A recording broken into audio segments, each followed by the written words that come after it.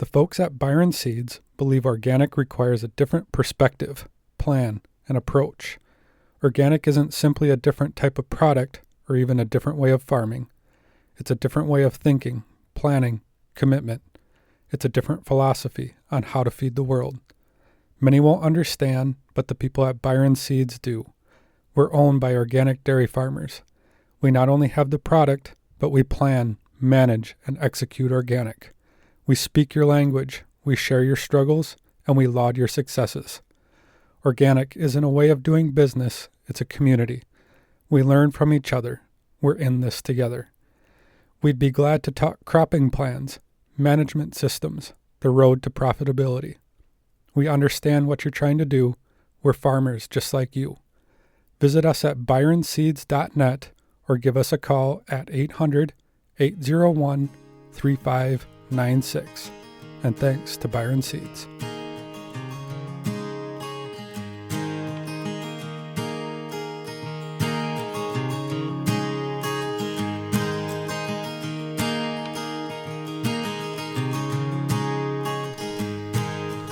You're listening to Rooted in Organic Podcast. I'm Mike Klein, and today, along with Brian Wood, we are on the north side of Seattle at Tilth Alliance with Director Melissa Spear. Melissa, thank you so much for joining us. I know you have a long history in advocacy and organic agriculture, so would you just give us a brief overview and an introduction of yourself? Sure, happy to.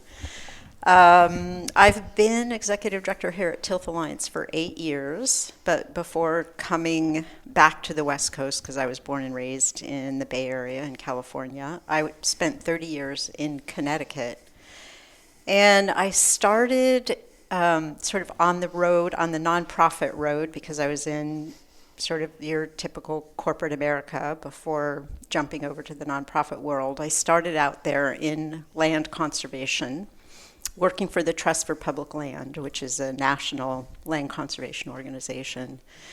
And as the state director in Connecticut of the Trust for Public Land, we did many land conservation projects, but it just happened that I personally managed several farmland preservation projects where when you manage a land conservation project, you really develop deep relationships with the farmers who are looking to conserve their lands, or in some cases it was helping a farmer go out of business, and the dairy industry at that time was suffering as it has for many years. And I really began to understand how challenging the work of growing food is, and became very interested in how we can help farmers to be more viable, their farm businesses to be more viable, and the kind of support that especially small to mid-scale community, family farms are, as opposed to the large corporate entities. They're, in Connecticut, almost all, I think the average size of a farm is 100 acres, so every farm is small. There aren't a lot of corporate farms in Connecticut. So it was a real learning experience for me.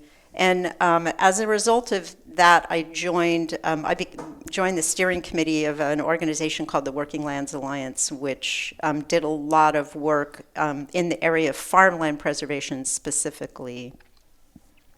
So after a number of years, I decided to move back to the West Coast, and that was when I found the position, the executive director position here at Tilth Alliance, which is really focused on much more on organic agriculture. Tilth Alliance has been around for 50 years. They started organizing back in 1974 when Earl Butz was the Secretary of Agriculture, and that was when agriculture in the United States really went from being sort of rural family-based to the sort of farm fence row to fence row, and get big or get out. And it was sort of the corporate takeover where we lost a lot of our smaller family farms. It really impacted rural communities.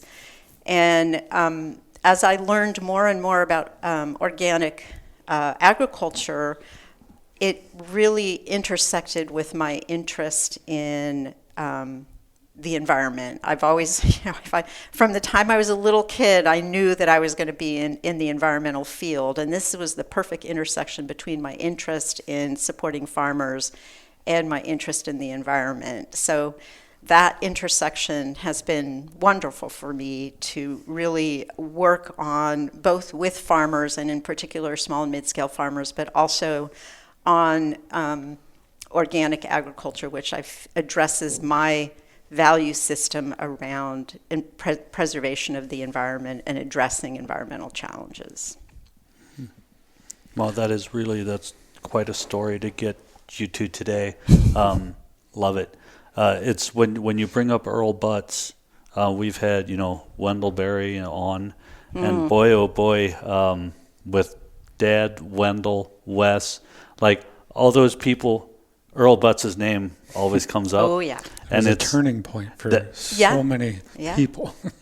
Yeah, and interesting because Wendell Berry, the Tilth Alliance, the movement began when Wendell Berry came to Spokane, Washington to give a talk at a conference that was being held. And there was a small group of farmers that heard his talk, and it was just like he sparked a movement. They organized, and he sort of nurtured them as they organized their first meeting. And 800 people they didn't know who was going to show up. 800 people showed up at that first meeting. Wow. And that was where they and we're here. We're still here after all of these years. And that group, the original Tilth movement, which originally was the Tilth Association, and it became Tilth Producers, but they advocated to form the first state organic program here in Washington. It was the first state certifying entity, and that was in 1986. And then they went on to play a key role in organizing the national organic program, which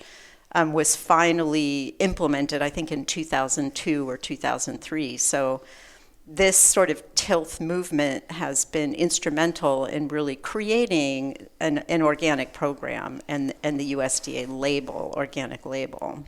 So it's really, it's an honor actually to continue working for this organization and trying to move the organic, sort of the organic system forward. Was that initial intention of the people coming together, that 800-person meeting? I may not get the exact timeline, late 70s, right. And then 80-something right. was... So what was that initial thing that brought everybody together? What was the initial call to action? I think it was, in part, they did want to try and define what it was they were doing. Like what is organic agriculture? How do we describe it to people? How do we define it so that it is actually a thing that we can advocate for and promote? And then there's an integrity piece. How can we ensure that that we're farming with integrity when we say we're farming organically? How can we make sure that and that was where, there was always a lot of debate about having a label, and there are, I can talk forever about sort of the challenges, the upside and the downside of having a label. But ultimately, it was the only way that we could ensure, that farmers could ensure, that consumers could feel sure that what they were buying was what they were wanted. Yep. Yeah. We always hear from farmers, well, I was organic before organic was cool. Well, it sounds like this group of people, they were organic before them. Organic was even a name. Yeah. Yeah. That's pretty cool. Yeah. There's a lot of history. Yeah. Would that have coincided with the writing of The Unsettling of America?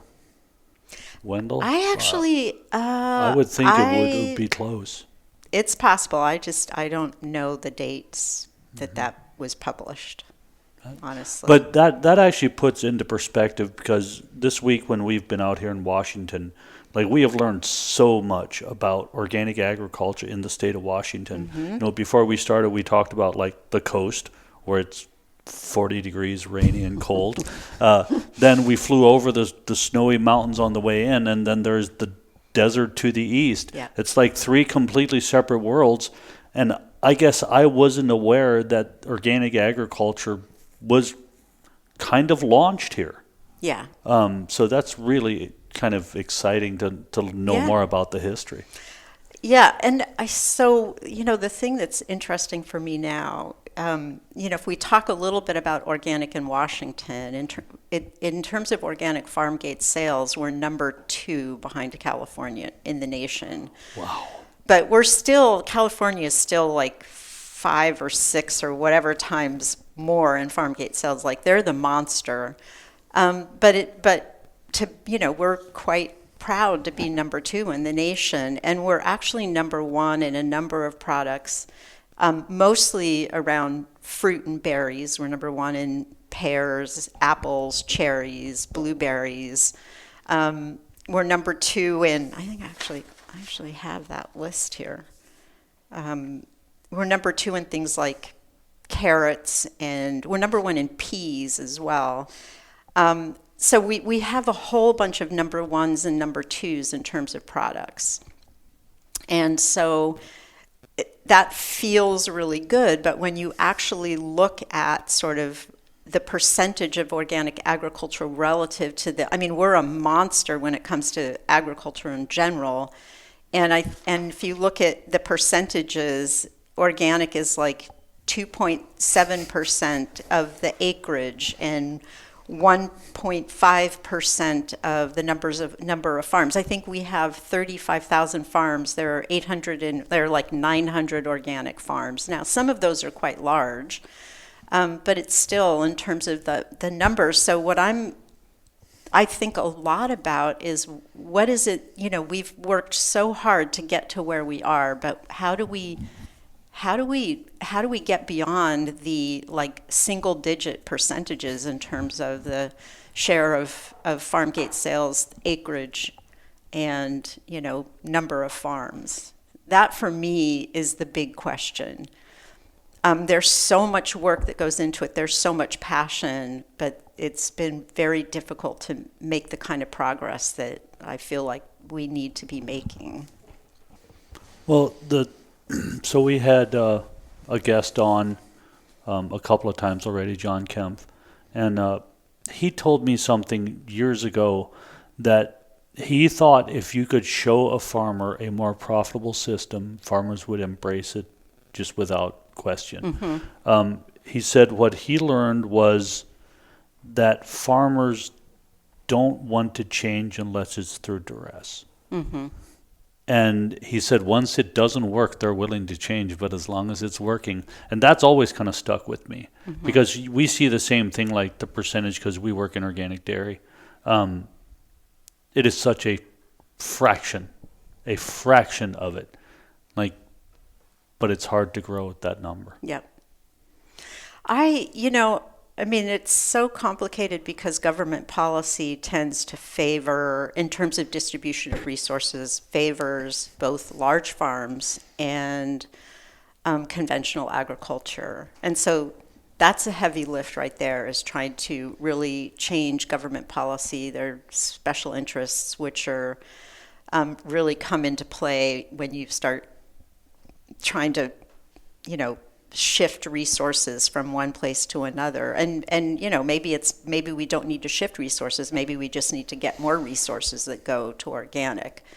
But there's also, I've been sort of interested in what's the European Union is doing right now, because they actually established a goal, and that's one thing that it would be not, that we could do, or that the government could do, is they established a goal to have 25% of their agricultural land be farmed organically by 2030.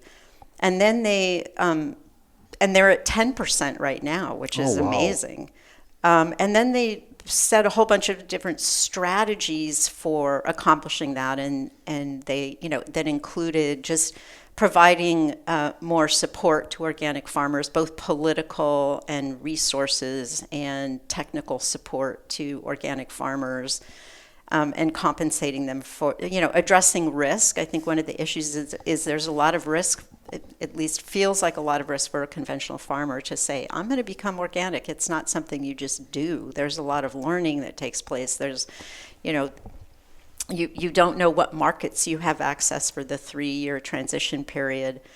So it was providing a lot of farmer support, but it was also a lot around market development, and in particular focusing on public procurement. Like if there's a big market available for organic, then you have to have that market ready for organic farmers to move into. And using public procurement, which schools and hospitals buy tons of food, and saying you have to have 20% of your food purchases have to be organic.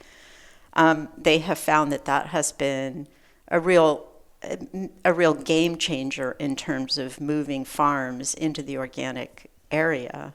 But I've also thought a lot about, why farmers move into organic. And there's like a spectrum that goes from, we talk to a lot of the passionate young farmers who it's entirely value-based. They're doing it based on their own personal values. And then and then I talk to a lot of the large fruit farms, and there's somewhat, I don't know how important values are. It really is a market-based decision. And then there's, somewhere in between where you need to have a good market, but you really are motivated by, your value system. If it's entirely your values, you don't need a label, because it's like, I'm going to be organic regardless. Even if I sell my products as conventional, I don't care. I know that I've lived into my values. Whereas if you're market-based, you need to have that. You need to have a market that is going to that where you can have a profitable business. And it's kind of trying to figure out how those, and this is where the label question is an interesting one. What does the label do? I mean, what does it actually get the farmer? And it varies depending upon how values-based you are versus how much you really need the consumer market and are getting paid for what you do. This is a little bit of, and you started to go down this road of, it's a bit of a chicken or the egg question. So I get if you don't have an answer here, but in order to move that needle, that single-digit percentage where we started here, is it more farmers need to decide to go organic and the markets will come? Or is it the markets need to be there and the farmers will come? I tend to think that we need to get the markets up and running for them. Mm-hmm. There needs to be demand. Mm-hmm. The prices are important, obviously, but if there is demand for it, right now, public procurement is basically buying all conventional. If all of a sudden 20% of that is not available to conventional farmers, they'll find a way, to. And a lot of farmers here in Washington are actually farming acreage both conventionally and organic, and they understand how to switch back and forth. There's another interesting. There was a panel of 3 farmers that was that were at our conference, which I thought was one of the most amazing panels I'd ever seen. They were probably in their 30s, 3 young men, same area, the wheat. Eastern Washington wheat, multi-generational farms. And they had started to just experiment with some organic practices, like trying to eliminate some of the pesticides that they were using and utilize more biological principles. They weren't thinking about becoming organic, but they talked about how they had gotten really bored with conventional farming. It was like, first you do A, then you spray this, then you do this, then you do, and they were like, oh my God, I don't want to do this for the rest of my life. But when they started experimenting with utilizing more biological principles and focusing more on soil health and the microbiome, they got excited But they also found that the community around them was kind of like, what, you guys are crazy. You know, what are you doing? Like, you know, you're hippie farmers now. Literally, this is what they said. And so the three of them kind of found each other and formed a little, you know, I called them the three dudes, because that's kind of like, that was what their whole kind of vibe was. But they found each other and they got really excited about learning how to do this. And what they said was, and I've heard this from other young farmers who are trying to convert their family farms to organic, is that it's hard. There's like so much learning there's a lot of learning and there's a lot of unlearning that we have to do in order to do this. And this is where I feel like the technical support, the mentorship, that sort of having people around you supporting you as you make this transition, especially if you're in a community that, and I work with a lot of national groups, and you hear this a lot in like Iowa and, you know, in the Midwest where organic farmers are trying to operate, and they're just completely disregarded by the larger corporate community that's farming conventionally. And that's hard when you don't have a peer group in a community that's supporting you.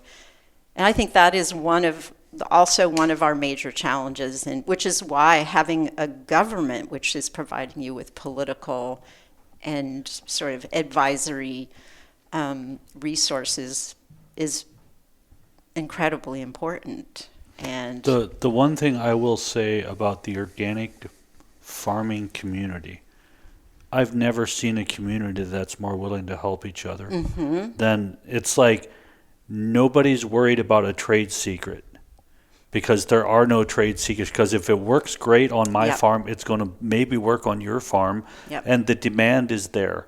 But going back to the initial question, Brian, about the demand, I think the demand has to be there. The market has to be there, because if you don't, now you have people transitioning to organics and maybe raising corn, and now the corn market went splat. And now they are beyond frustrated. They've just gone through the 3-year transition, and now the corn price or whatever their commodity crop is not there. I love the idea of I think it's absolutely insane that 20% of the food in hospitals isn't organic. Right. I mean, it should be 90%, you know. I know. No, let's get a Snickers. Nothing against Snickers, by the way. They're good. But it's like, we need to get healthy food into areas where we need healthy food, and that would develop markets like crazy. Yeah, I agree. And this is, this is why. So one of the things that we did when I first came here to Washington, after working for 20 years with the Working Lands Alliance, I kind of looked around and it's like, who's advocating for organic here? And so we organized, and I worked with PCC Community Markets, which is the largest co-op in the nation. And we formed the Coalition for Organic and Regenerative Agriculture, which is where I met Maynard, actually, because he's on the governing council of that organization. And we do mostly state-level advocacy. And what we're really trying to do is develop an organic action plan, which would be similar, what I talked to you about, it's going on in Europe. It would be a similar thing where let's look at what we need to do to move the needle on organic, to go from the 2.7% to 10%. And it is interesting because we did have a bill in the legislature that talked about, we want to do an organic action plan, and we put in an acreage, right? We want to have, I don't even remember what it was, some number of acres converted to organic over the next 5 years. And that was what killed the bill. Like, people don't want to have a specific goal in there. So now we're working on, okay, fine, well, let's just say we want an organic action plan. We're just going to say we just want to put in place some strategies to increase the organic sector in Washington, which, I mean, it shouldn't be, it's a no-brainer. It's already this incredibly powerful, profitable sector here in the state. Like, why wouldn't we want to grow it? And why don't we get strategic about how we're going to do it? So that's really, for us, the first step. But it's not easy either, because you have to get together all the stakeholders and you have to go through this process and have all the conversations. And it's often, I feel like we actually already know what we need to do, but you can't just write it on paper. You have to talk about it for a year and get everybody to agree, and then you can go do it. But I'll ask another, I guess, kind of chicken or the egg type problem on that advocacy side. Do you see the problem, or I shouldn't say the problem, but the barrier to getting backing for an organic advocacy plan is that 2.7%? That needs to grow to there's a little bit of you got to have one and to have support from the other side. Yeah. The thing is, there are a lot of consumers that care about this, and I think there's a big consumer education piece. It's funny because we participated with the Oregon Organic Coalition in an organic market development grant, and that was a bunch of money that was put into doing stuff to grow the market. And because there's recognition that part of growing the market is educating consumers as to the benefits of organic. And, for me, one of my favorite sayings is that eating is a political act, and that every consumer should have an understanding of what the impacts of their food choices are, whether they're social, environmental, that every food choice you make has an impact of one, with climate impacts, so that education piece I think is important if you have the consumer support, in addition to the farmers who are farming organically, the processors who are organic, the handlers who are organic. I think that you will have the support that you need to get the work done. Okay. Yeah. Yep. So, and that's not to say it still is really challenging, clearly. We've been making progress here in Washington toward getting more of an interest in organic and in understanding the many benefits, whether it's public health, whether it's soil health, biodiversity, water quality. We're beginning to get traction here, but it's taken a couple of years. Yeah. I want to go back you just touched on the resources to help. Well, it wouldn't be just I was thinking primarily farmers, but also consumers to understand. But I'll focus on the farmer side.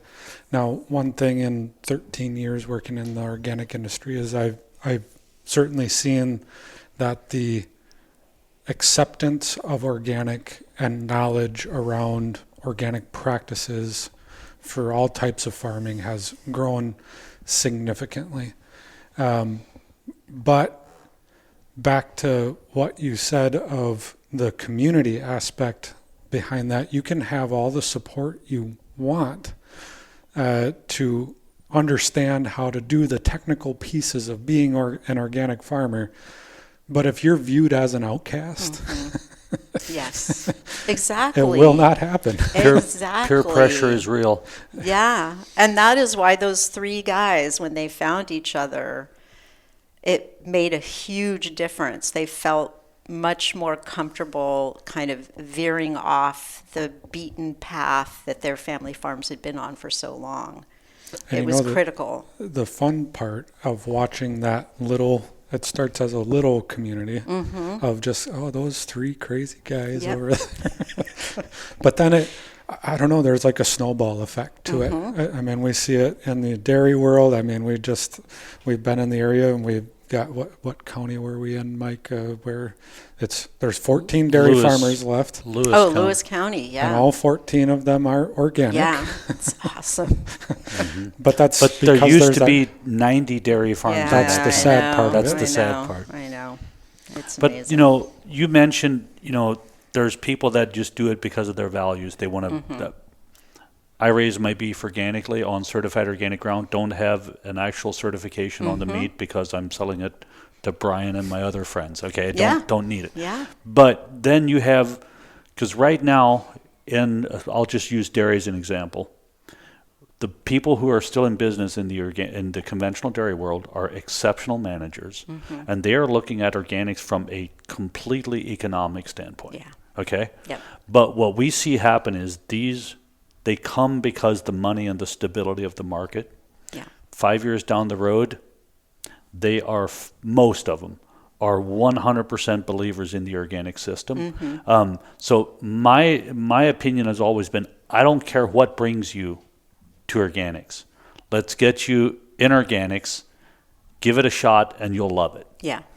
And it just seems some of those managers that we're seeing transition now are exceptional farmers. Yeah. And they'll be a very positive influence in the organic community. Yeah. Another thing to think about is there's a lot of conversation going on around the administrative burden of certification and inspection, especially for small and mid-scale farms. And one of the things that the EU sort of organic action plan that I was talking about, an area that they focused on was reducing the administrative burden and the regulatory burden, especially for small and mid-scale farms. And you're seeing right now in the NOP, the National Organic Program, is discussing, and the NOSB is also looking at, can we have a risk-based certification, which really looks at what is the risk that this farm could be engaged in fraud, or that a product that it is selling as organic is not actually organic. And somehow are there criteria that you can assess that risk, and for low risk farms you somehow reduce the administrative burden. Like, there's a lot that has to be worked out if something like that were to happen. But there are also questions about, you'll hear one farmer say, I'll talk to one farmer and they'll say, what's the big deal? It's not that hard. If you have good systems in place in general in your farm, it's not that hard. Then I'll talk to another farmer who will say, oh my God, this is like impossible. It takes so much of my time. And I know that they just did some research taking data out of the Organic Integrity Database to try and figure out, like, what is actually the story here? Like, how much of a burden is it? How many farmers are really finding it difficult, or is it a myth where farmers don't even try because it's out there in the ether that it's really difficult and complicated? But I think that's another area where some attention needs to be paid to kind of figure out, like, how difficult is it? How much of a barrier is it actually? Okay, so yeah, I want your opinion. My opinion only.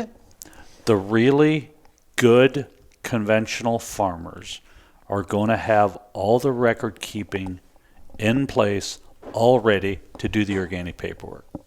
Yeah. Okay?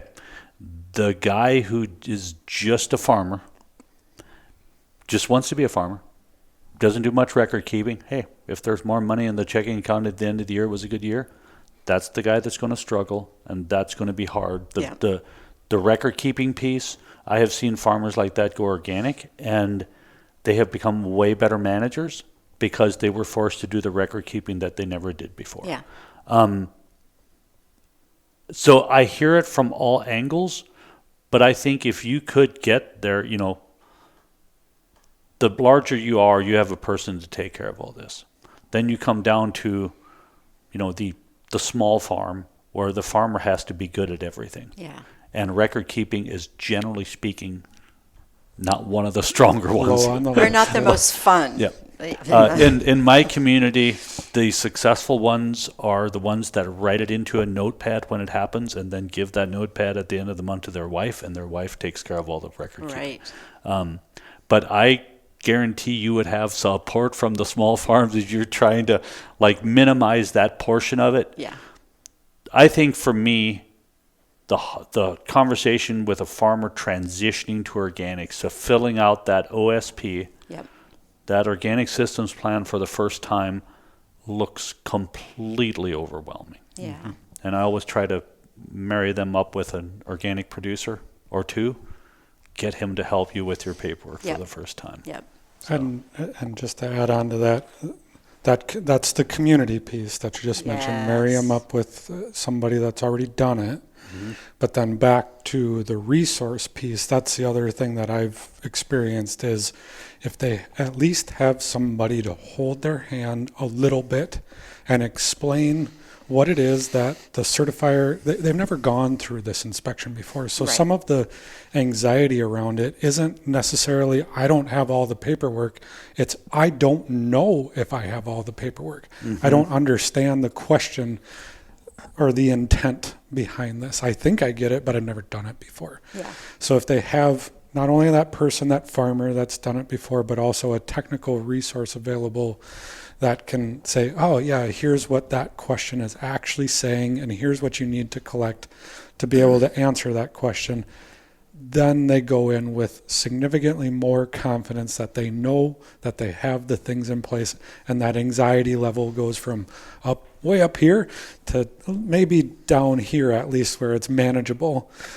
So back to like that organic plan, action plan, that's something that I think, every state, not just here in Washington, but somebody that's looking to go organic, somebody to walk through that is vital. I love that idea that every farmer that decides to transition should be assigned a mentor that is an organic farmer who's been through it, that can just be available to them and walk them through. And, TOPP, the Transitioning Organic Partnership Program, developed this mentorship program, and Maynard, for example, became a mentor there, but it wasn't as successful. We've always struggled a little bit with like how to link farmers up with each other, but I actually think that's critical. That is very important. Yeah. And I think you talked about certifiers too. I think another challenge is the research that was done on the Organic Integrity Database, where they looked at the reasons that they always ask if an organic farmer leaves, and like what are the reasons, and it was a pretty significant number of responses were, I had a bad experience with the certifier. And I think that there is something about sort of the training, trying to, certifiers can be very different in their approach, and it's really important that, they don't come across as enforcers, but they come across as, we're helpers. We're going to check how you're doing, and we're just going to make sure you got it right. And if you got something wrong, we're going to let you know, and you're going to have an opportunity to address it, whatever, but not like I'm going to beat on you because you're doing a bad job. And that, and that's where making sure that the way certifiers are trained and the culture that is developed among the certifiers is supportive of the farmers who are, working really hard to do the right thing. Mm-hmm. And it is interesting that, there's data that is showing that these are issues. There's one certifier, because we work with all kinds of, pretty much all the certifiers. And I'm not going to mention any because some of this is good and some of it not so much. But there is one certifier that, in talking with the farmers, I have not heard a bad thing about that certifier. Mm-hmm. And they also have an educational side of it where they can, because technically the inspector can't give advice. Right. But then OFA has an educational wing, and I believe they offer it's like a couple $100 extra for them to help you walk through the first OSP. I thought that was a great idea. I think if there could be, like talking about the support piece, if there could be a support piece, I think obviously marrying a farmer up with a farmer is always best. Because in my approach to farmers is, don't take my advice. I'm not paying my bills with a milk check. Okay, talk to another dairy farmer.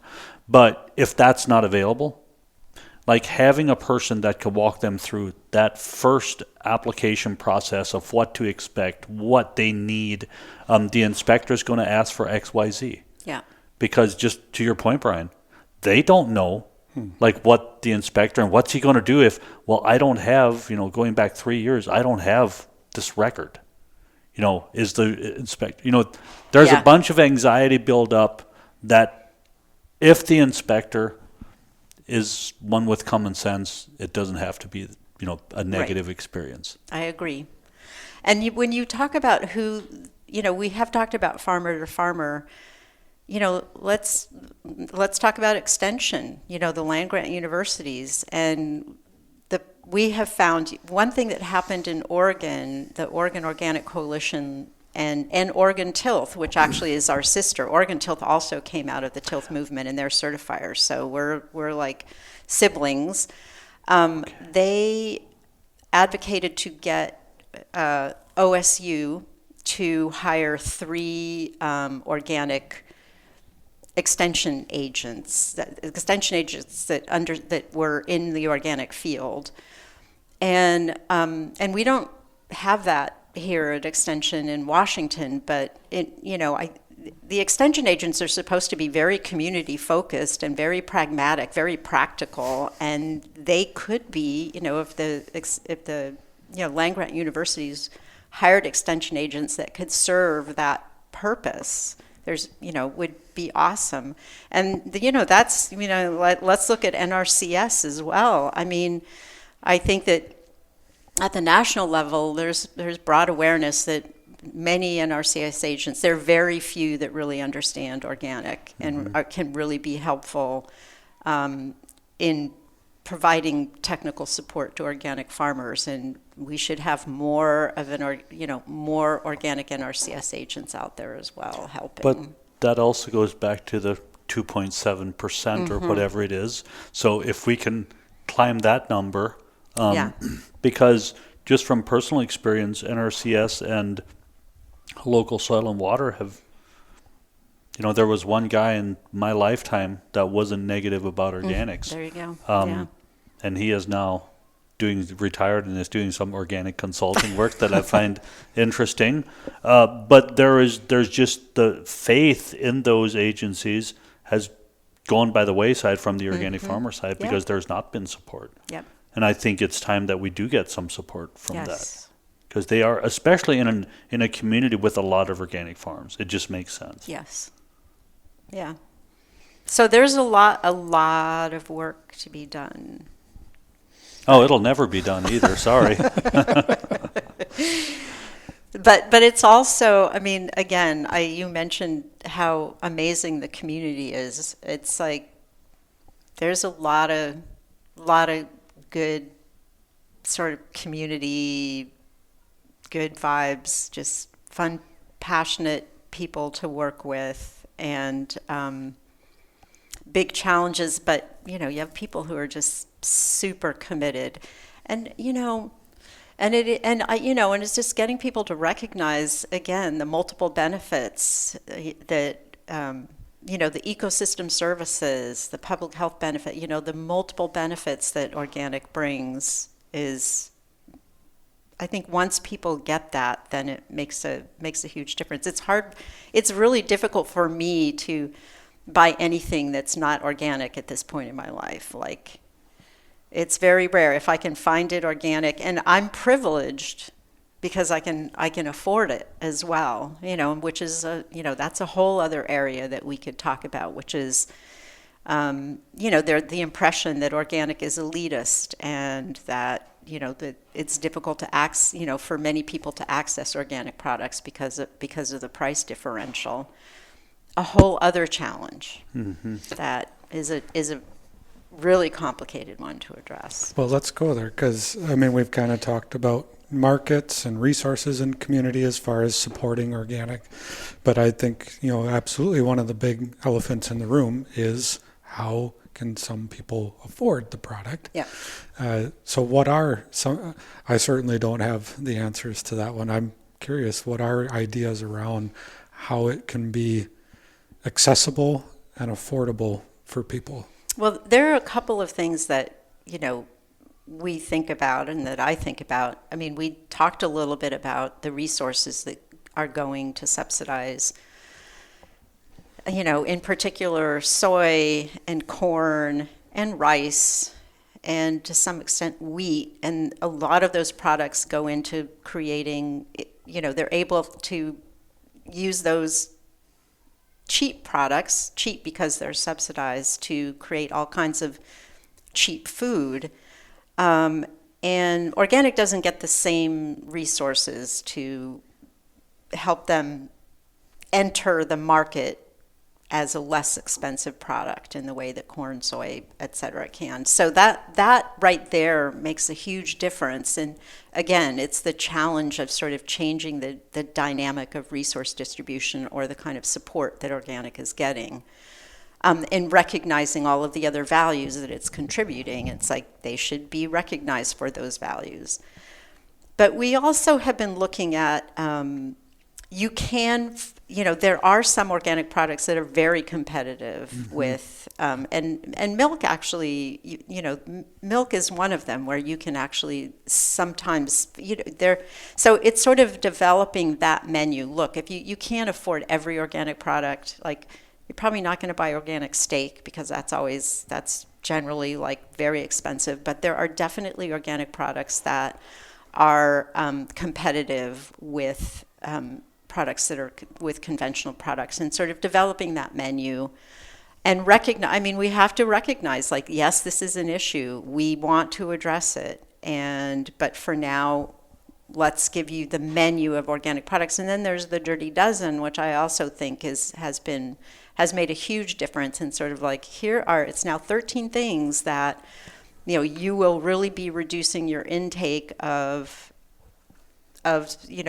chemical, synthetic additives on these products with these 13, in your diet in general with these 13. So they're sort of like tricks for making it easier for people to at least enter into the organic marketplace. But until we solve that resource distribution problem, it's going to be, or until we become, until we're able to be much more efficient, it's going to be difficult. Mm-hmm. Well, and I think I'll just use carrots as an example. Basically, especially a root crop that's raised organically and has mechanical harvesting can compete with the conventional price.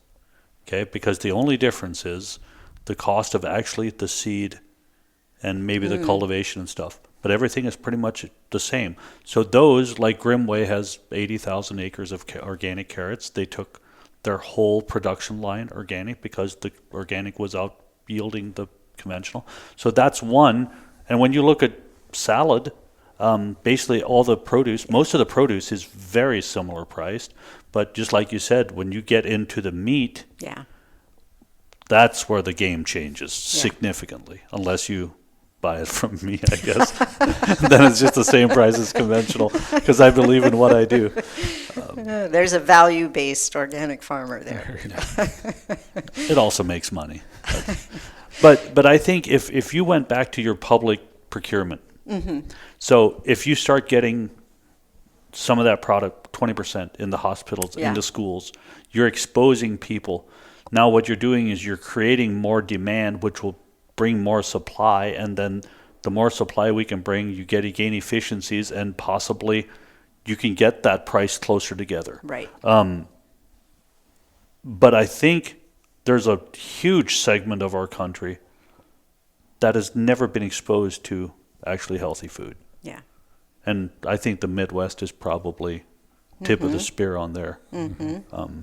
It's, everybody's supposed to live within 10 miles of a Dollar General. Yeah. Yeah.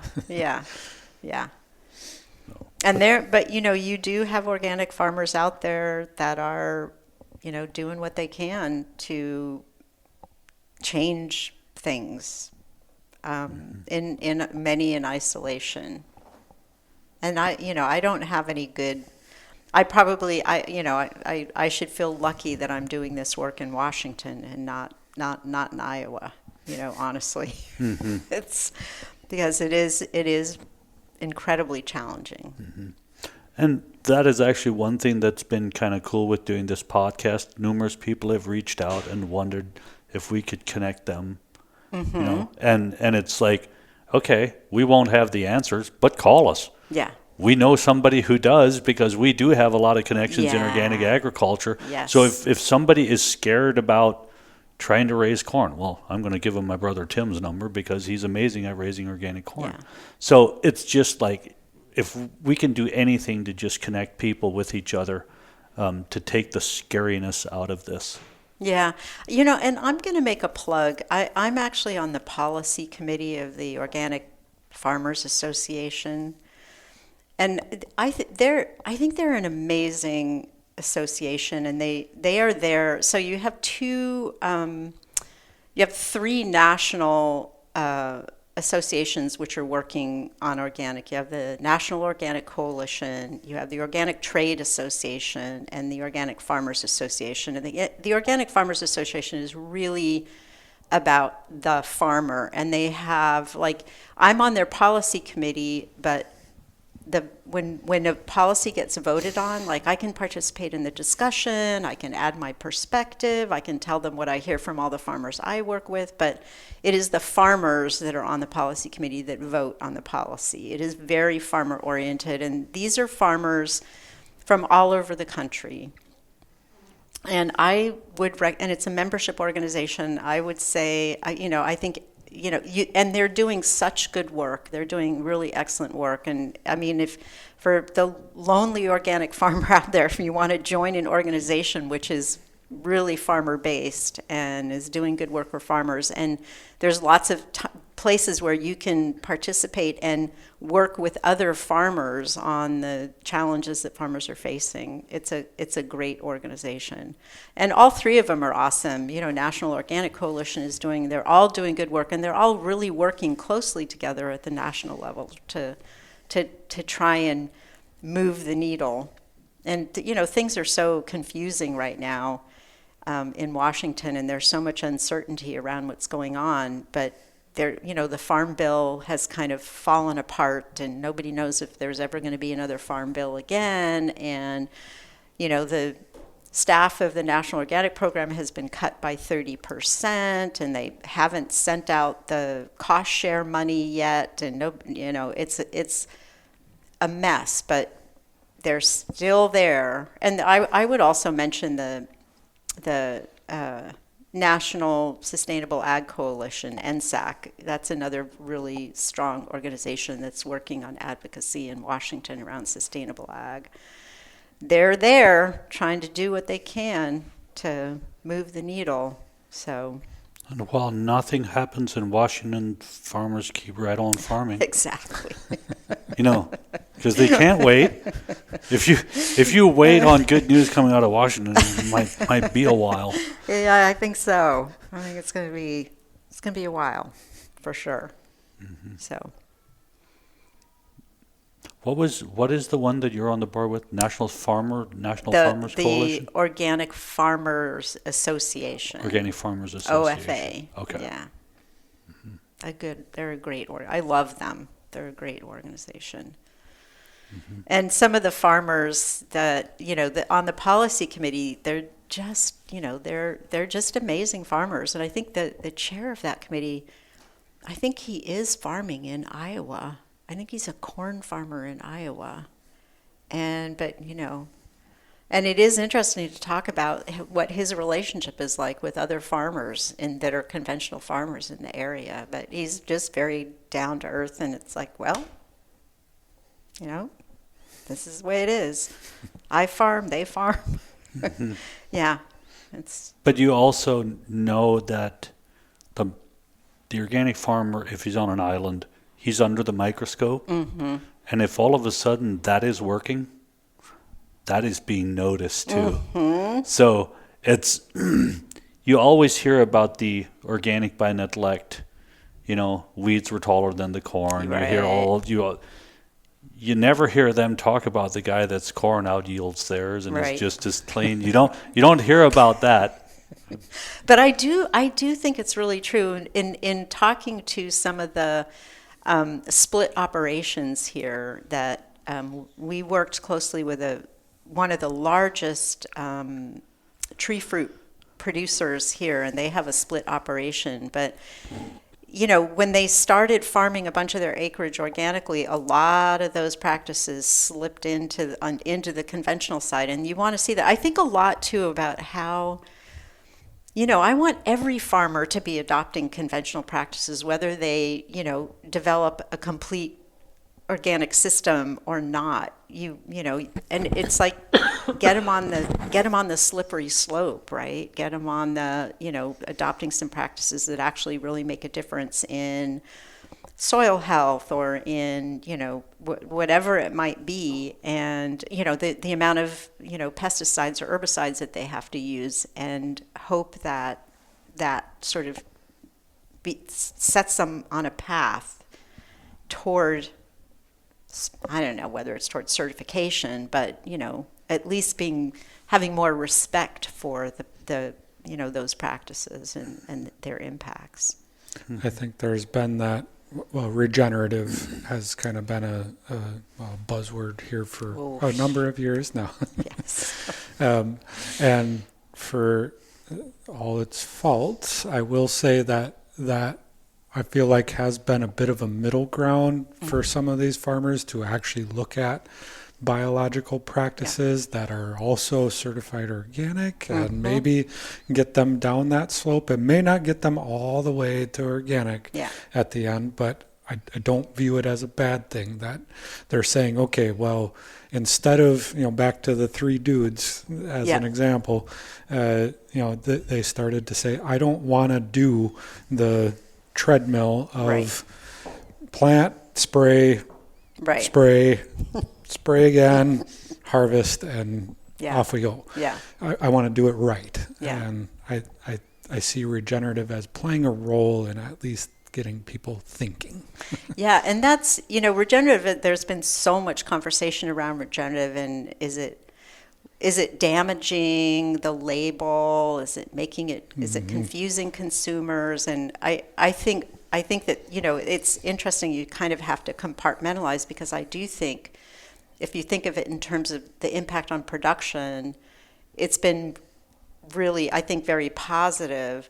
There's a lot of concern about the impact on markets. Oh, yeah. Yep. And I talked to you a little bit about PCC or the co-ops who are trying to figure out, what do we do here? We think it's critically important to support our certified organic farmers, and regenerative is muddying the water, but can we ignore them? And if the consumer wants it, and how they're struggling with how to deal with the market implications. And I do think it's unfair to be able to advertise a product as regenerative when nobody knows what that means. There's no verification that what is a farmer doing to call themselves regenerative. And you've seen General Mills call, chemically terminated no-till, which is, just planting cover crops and then spraying them with, and that's fancy conventional farming is now regenerative. Right. And it's like, no.